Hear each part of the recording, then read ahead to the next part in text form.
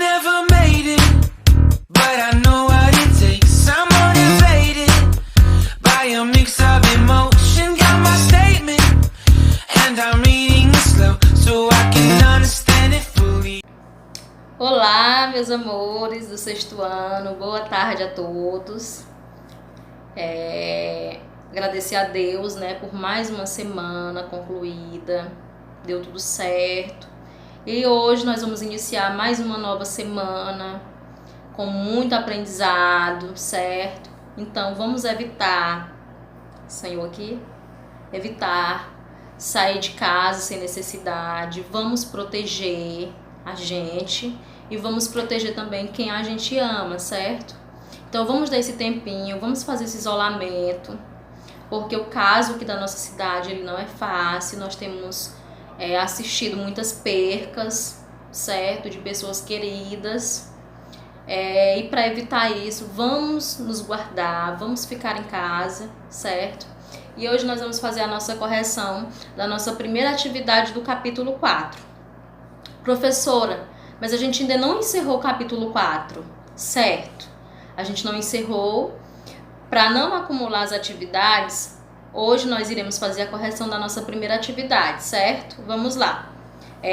Eu pedi que vocês fizessem a leitura do nosso primeiro momento, que está na página... Deixa eu olhar aqui. Isso. Foi até os textos que a gente, de abertura, já deu uma olhada básica. Da página 142, que foi o nosso primeiro momento, que foi o texto expositivo em livro didático e infográfico. Alguns alunos me perguntaram algumas questões sobre a produção, sobre como se lê um infográfico, certo? Alunos, prestem atenção. Vocês estudam gêneros textuais, os tipos de gêneros textuais. Com qual motivo, qual a função? A função de vocês como leitores, como aprendizes, não é apenas ler por ler, certo? Então, cada texto ele tem uma função, ele tem uma, vamos dizer assim, ele tem uma intenção, certo? Então, quando eu faço uma notícia, eu tenho um intuito de informar. Quando eu tenho um texto expositivo em livro didático, eu também vou informar. E quando eu coloco um infográfico, esse infográfico é para te ajudar na leitura. É por isso que eles têm legendas, eles têm as porcentagens, se vier o caso. Então é bom que se saiba fazer as leituras de determinados textos para que tenha a compreensão esperada, certo? Então o nosso texto é uma página do livro de geografia. Nós falamos sobre a formação da Terra, certo? Temos imagens, temos textos, pedi que vocês fizessem a leitura. E na página seguinte nós temos a escala do tempo geológico. Nós temos os tempos, as imagens que a gente até deu uma observada. Aí eu pedi que vocês fizessem para discutir da página 145, certo? Vamos lá. Primeira questão, qual é a intenção comunicativa dos textos 1 e 2? O que vocês puderam observar dentro desses textos? A formação da Terra e a escala do tempo geológico. O que esses textos eles tentaram transmitir a vocês?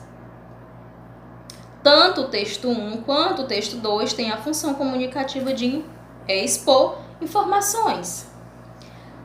Se vocês observarem as informações que o texto 1 ele te traz sobre a formação da Terra.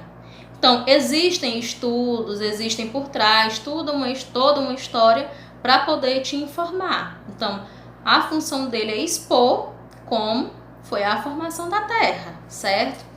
E o texto 2, ele também tem essa mesma característica de expor, a escala do tempo geológico. Quem eram os tempos, aqui nós temos as eras, e é muito importante para quem estuda saber sobre essa escala, certo?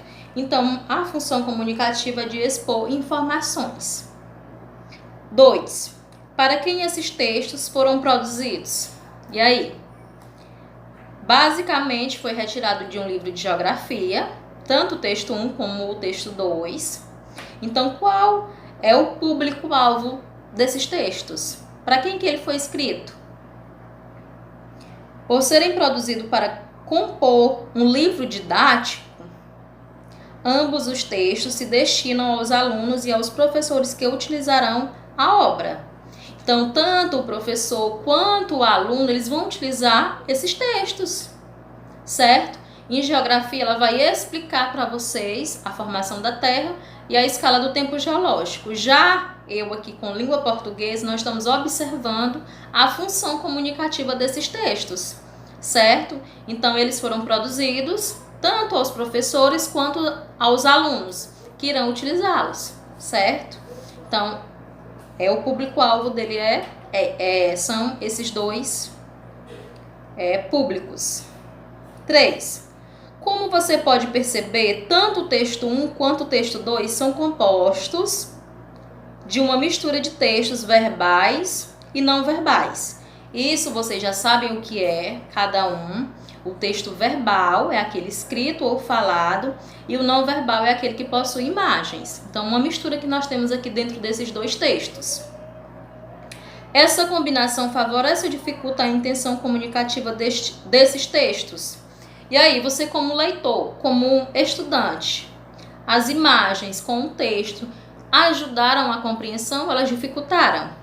E aí, como aluno, como aprendiz, como foi que vocês se conectaram ao texto?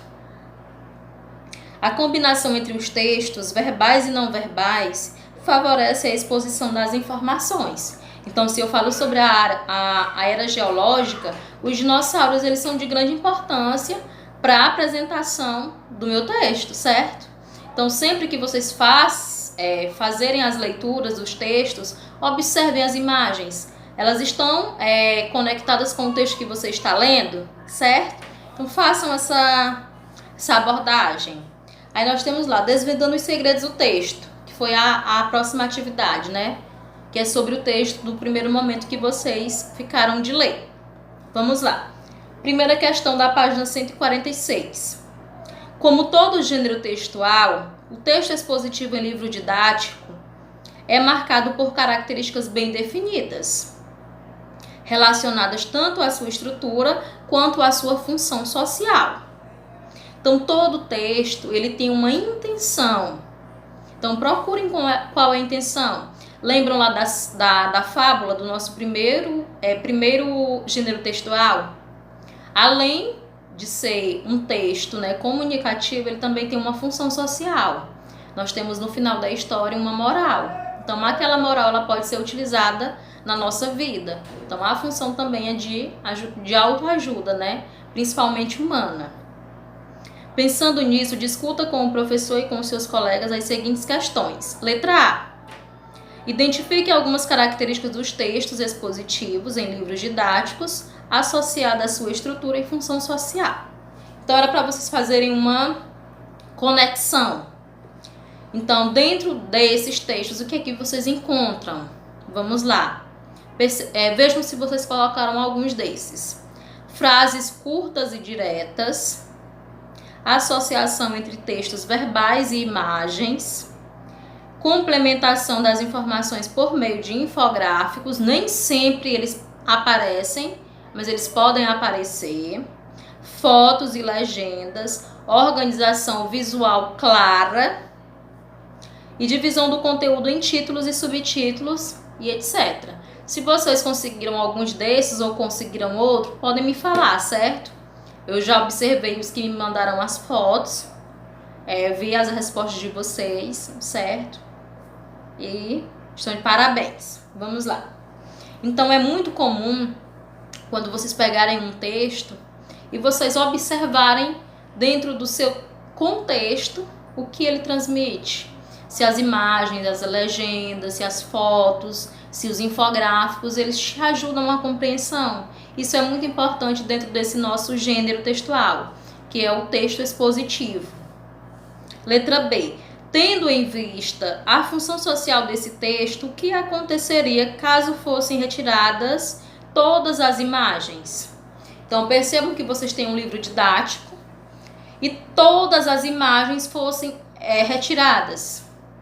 E aí? O texto perderia informações importantes e por esse motivo teria o seu entendimento prejudicado.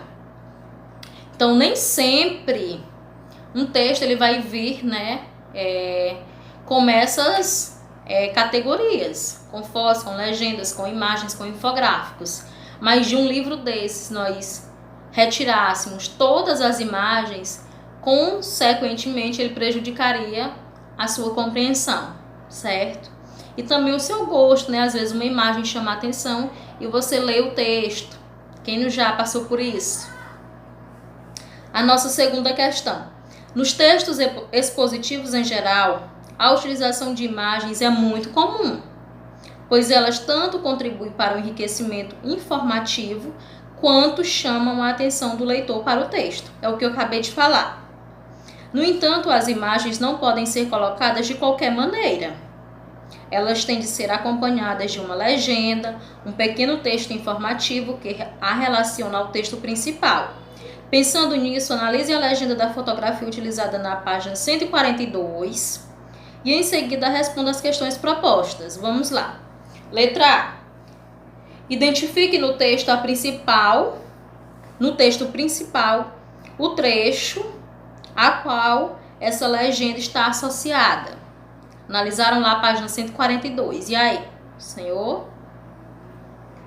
O estudo das rochas mais antigas já catalogadas, no segundo parágrafo, sobre o respeito, né, do que se é falada.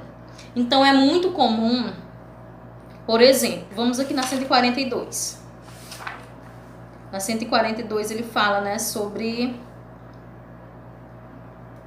Vamos observar aqui o texto 2, de que a Terra é formada.